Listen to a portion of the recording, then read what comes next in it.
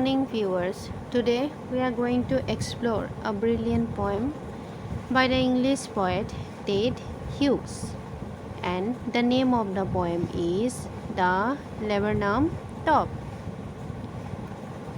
On the surface, the poem gives us a simple image of nature. It describes a small bird's visit to a laburnum tree. But beneath this simple image lies a deep story, and the story is all about life, energy, and power connections in nature.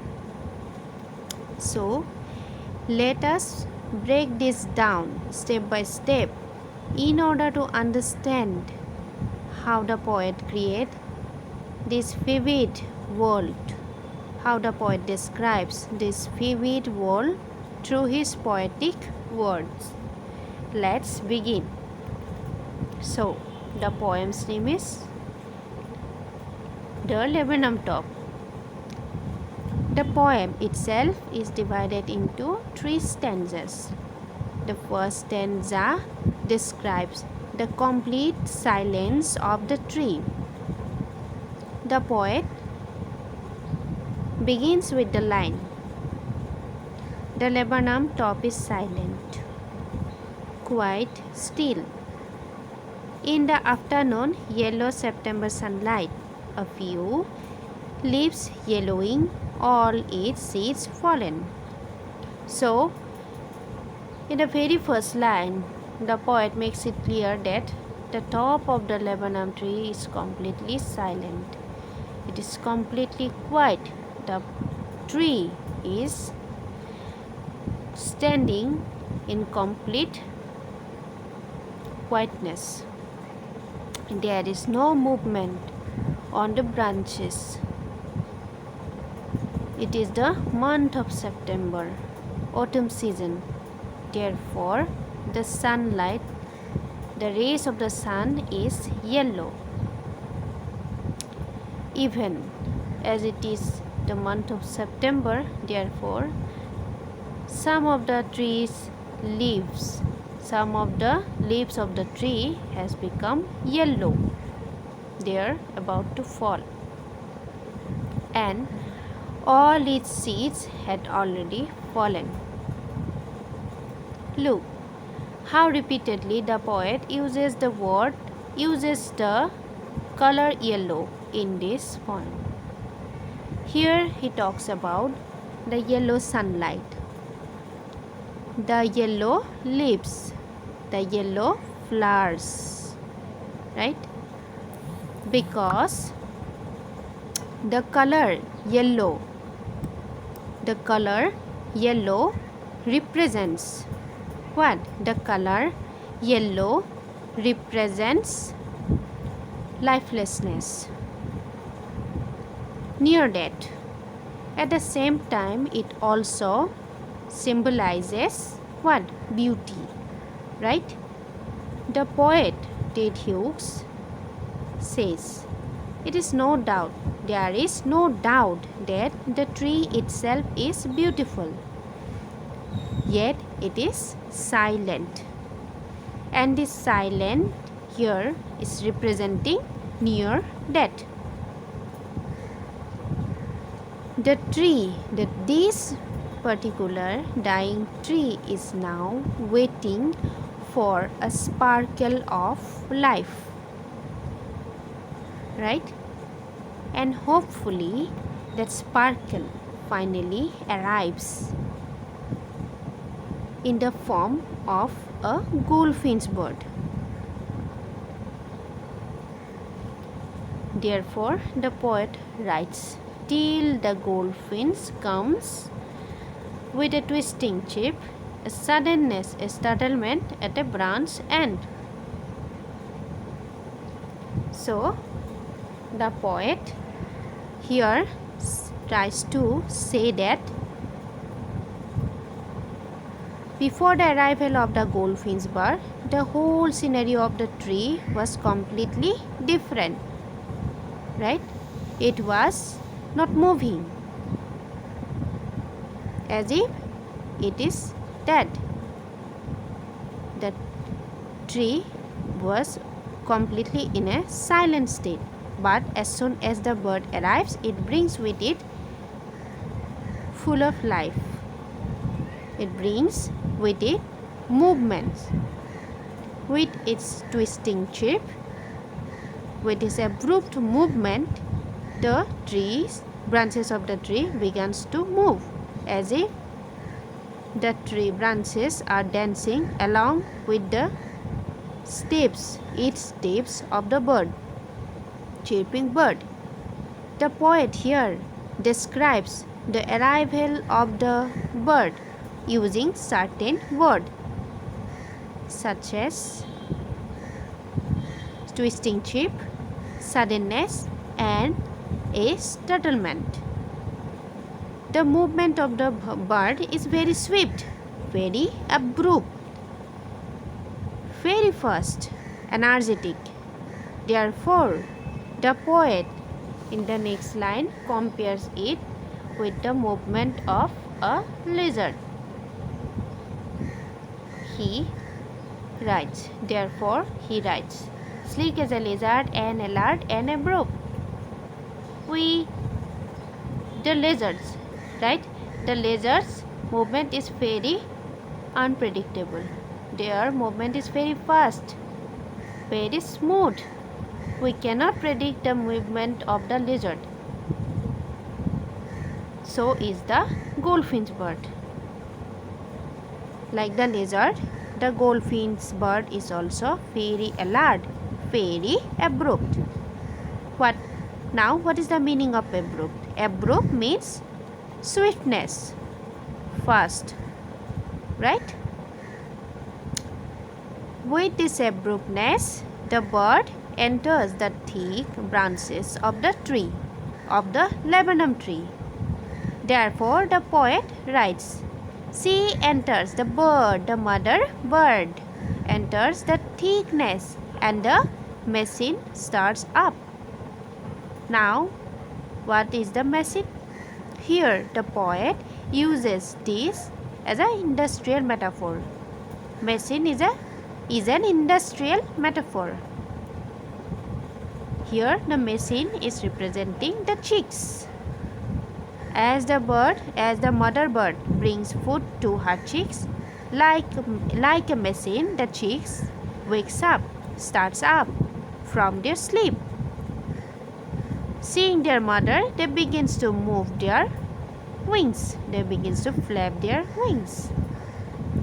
And because of this movement, because of this flapping of their wings, even the branches of the tree begins to tremble. The whole tree begins to tremble. Right? I hope it is clear to all of you. Let's move to the next line.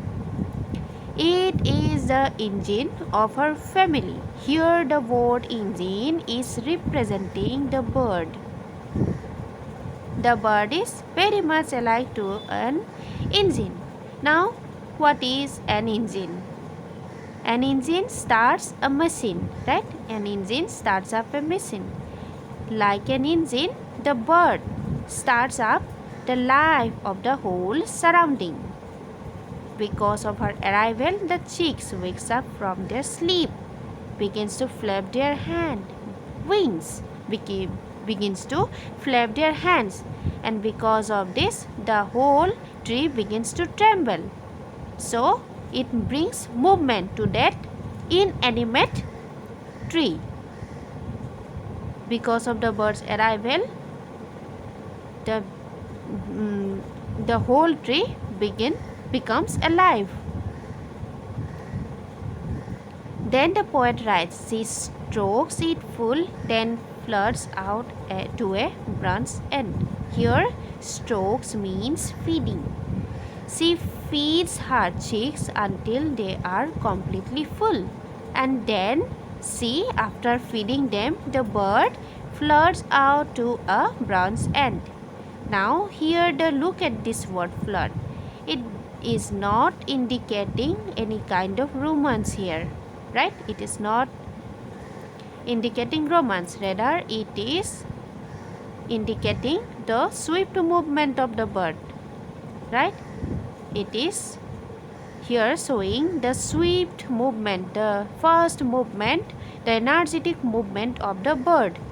After feeding her children, the bird moves out to a branch end abruptly, energetically, and then before flying away to look for food for her chicks, she shows her bird face to them as an assurance to them. So the bird means the bird, the goldfinch bird face is stripped. There are strips all around its face. Therefore, the poet uses this word, bird face. Here, the bird face is acting as an identity card, working as an identity card. Before leaving, the bird shows her face to her cheeks as an assurance to them, assuring them that she is not a predator, she is their mother. So here her face is acting like an identity mask. Good, I hope it is clear. Next, move towards the last stanza of this poem. In the last stanza, the poet writes, "Then with airy, delicate whistle chip, whispering, she lunges away toward the infinite sky." So, here the poet uses what? Here the poet uses a poetic device, and the poetic device is oxymoron. Do you know what is oxymoron? Oxymoron is when we use two different meaning bearing words together in order to bring out a different meaning, completely different meaning, just like this particular word, airy, delicate. Now, what is airy and what is delicate? Let me clear this. Airy means spooky, ghostly, while delicate means completely opposite of it, means gentle. So, what is the whole meaning of this line? That is, the bird before moving away, before swiftly moving away toward the vast, boundless sky, she makes a strange kind of chirping, strange kind of whistle before moving toward the infinite. Infinite means boundless, limitless sky. It also shows the bird's ultimate freedom, that she is a bird, she can fly, and her freedom is not confined only to a single laburnum tree. She is free to move all around. This is what the poet exactly wants to tell us, wants to describe. So, toward the end of the poem, the poet writes this line, and it tells everything, that and the laburnum subsides to empty. That means, as the bird flies away toward the vast infinite sky, toward the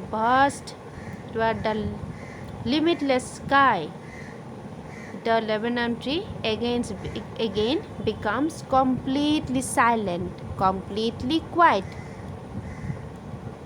The same scenario occurs again. The tree again becomes lifeless. All the movement stops.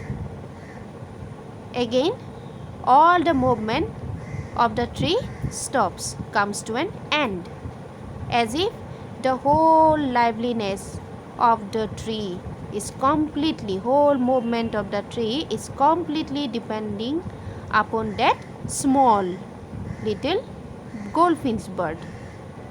Right? I hope I have cleared everything to all of you. If you enjoyed my teaching, please like this video and share it with your friends. Let them to enjoy this video too.